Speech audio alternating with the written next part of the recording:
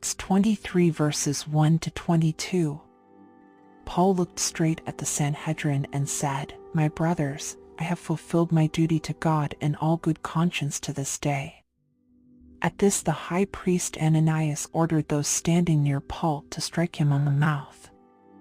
Then Paul said to him, "God will strike you, you whitewashed wall.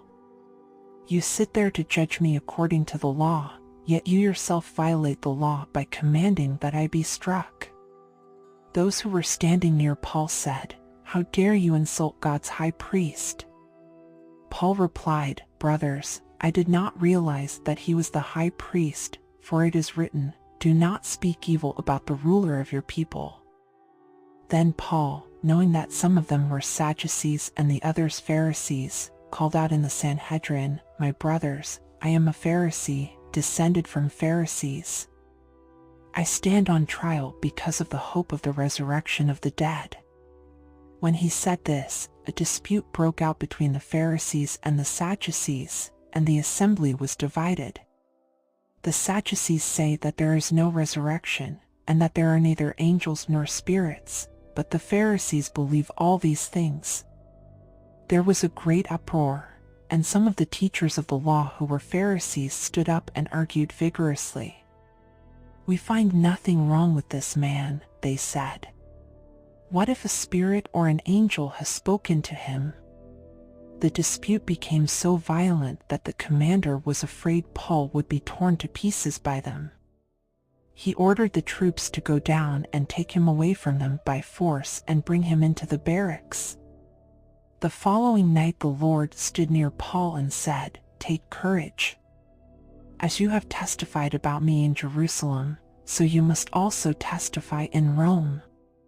The next morning some Jews formed a conspiracy and bound themselves with an oath not to eat or drink until they had killed Paul. More than 40 men were involved in this plot. They went to the chief priests and the elders and said, "We have taken a solemn oath not to eat anything until we have killed Paul. Now then, you and the Sanhedrin petitioned the commander to bring him before you on the pretext of wanting more accurate information about his case. We are ready to kill him before he gets here." But when the son of Paul's sister heard of this plot, he went into the barracks and told Paul. Then Paul called one of the centurions and said, "Take this young man to the commander. He has something to tell him." So he took him to the commander. The centurion said, "Paul, the prisoner, sent for me and asked me to bring this young man to you because he has something to tell you." The commander took the young man by the hand, drew him aside and asked, "What is it you want to tell me?" He said, "Some Jews have agreed to ask you to bring Paul before the Sanhedrin tomorrow on the pretext of wanting more accurate information about him. Don't give in to them, because more than 40 of them are waiting in ambush for him. They have taken an oath not to eat or drink until they have killed him. They are ready now, waiting for your consent to their request." The commander dismissed the young man with this warning, "Don't tell anyone that you have reported this to me." Judges 19. In those days Israel had no king. Now a Levite who lived in a remote area in the hill country of Ephraim took a concubine from Bethlehem in Judah. But she was unfaithful to him. She left him and went back to her parents' home in Bethlehem, Judah. After she had been there 4 months, her husband went to her to persuade her to return. He had with him his servant and 2 donkeys. She took him into her parents' home, and when her father saw him, he gladly welcomed him. His father-in-law, the woman's father, prevailed on him to stay, so he remained with him 3 days, eating and drinking and sleeping there. On the 4th day they got up early, and he prepared to leave, but the woman's father said to his son-in-law, "Refresh yourself with something to eat, then you can go." So the 2 of them sat down to eat and drink together. Afterward the woman's father said, "Please stay tonight and enjoy yourself." And when the man got up to go, his father-in-law persuaded him, so he stayed there that night. On the morning of the 5th day, when he rose to go, the woman's father said, "Refresh yourself. Wait till afternoon, So the two of them ate together. Then when the man with his concubine and his servant got up to leave, his father-in-law, the woman's father, said, "Now look, it's almost evening. Spend the night here. The day is nearly over. Stay and enjoy yourself. Early tomorrow morning, you can get up and be on your way home." But unwilling to stay another night, the man left and went toward Jebus, that is Jerusalem, with his 2 saddle donkeys and his concubine. When they were near Jebus and the day was almost gone, the servant said to his master, "Come, let's stop at this city of the Jebusites and spend the night."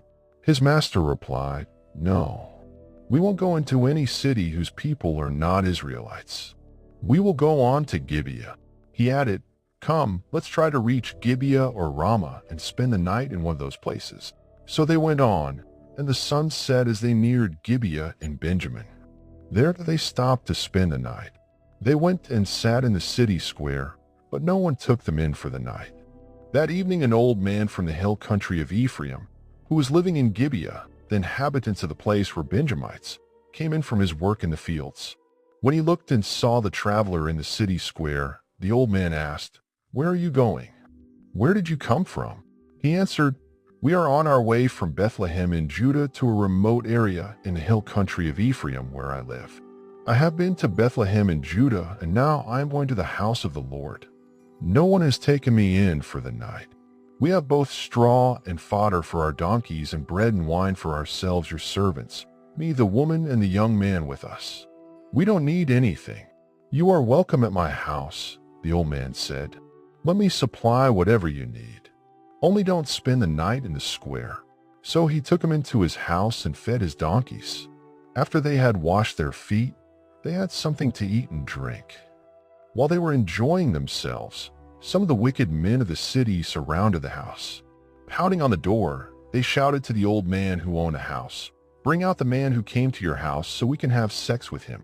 The owner of the house went outside and said to them, "No, my friends, don't be so vile. Since this man is my guest, don't do this outrageous thing. Look, here is my virgin daughter and his concubine. I will bring them out to you now, and you can use them and do to them whatever you wish. But as for this man, don't do such an outrageous thing." But the men would not listen to him. So the man took his concubine and sent her outside to them, and they raped her and abused her throughout the night, and at dawn they let her go. At daybreak, the woman went back to the house where her master was staying, fell down at the door, and lay there until daylight. When her master got up in the morning and opened the door of the house and stepped out to continue on his way, there lay his concubine, fallen in the doorway of the house, with her hands on the threshold. He said to her, "Get up, let's go." But there was no answer. Then the man put her on his donkey and set out for home. When he reached home, he took a knife and cut up his concubine, limb by limb, into 12 parts and sent them into all the areas of Israel. Everyone who saw it was saying to one another, "Such a thing has never been seen or done, not since the day the Israelites came up out of Egypt. Just imagine. We must do something. So speak up." Psalms 44. We have heard it with our ears, O God. Our ancestors have told us what you did in their days, in days long ago. With your hand you drove out the nations and planted our ancestors. You crushed the peoples and made our ancestors flourish. It was not by their sword that they won the land, nor did their arm bring them victory. It was your right hand, your arm, and the light of your face, for you loved them. You are my King and my God, who decrees victories for Jacob. Through you we push back our enemies. Through your name we trample our foes. I put no trust in my bow. My sword does not bring me victory. But you give us victory over our enemies. You put our adversaries to shame.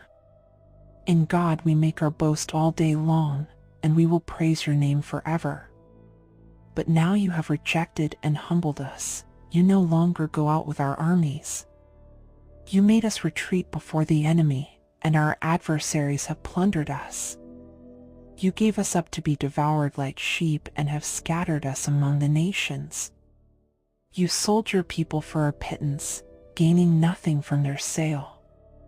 You have made us a reproach to our neighbors, the scorn and derision of those around us. You have made us a byword among the nations, the peoples shake their heads at us. I live in disgrace all day long, and my face is covered with shame. At the taunts of those who reproach and revile me, because of the enemy, who is bent on revenge. All this came upon us, though we had not forgotten you, we had not been false to your covenant. Our hearts had not turned back, our feet had not strayed from your path.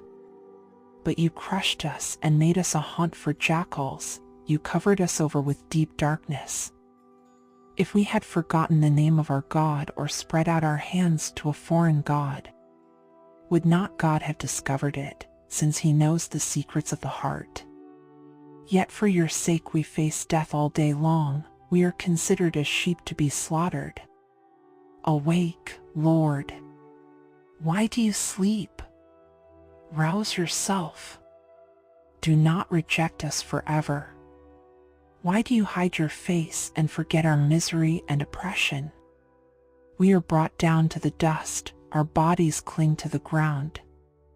Rise up and help us, rescue us because of your unfailing love.